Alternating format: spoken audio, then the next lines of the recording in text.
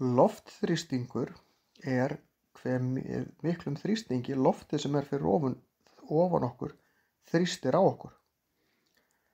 Loftþrýstingurinn er alla jafna á hvern fersentímeter, þar að segja við tökum svona endan á puttanum á okkur, þá er það sirka bát 1 kíló af þrýstingi sem liggur þar ofan á.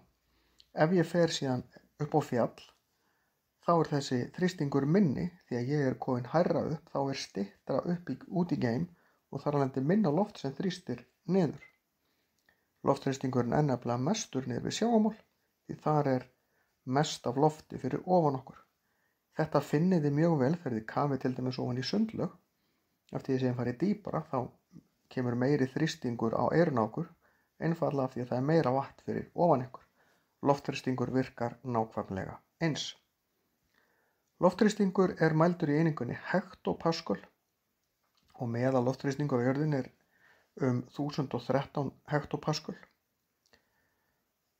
En loftþrýstingur hefur heilmikil áhrif á veðrið hjá okkur og við tölum stundum lágþrýsting eða lægð eða lágþrýstisvæði.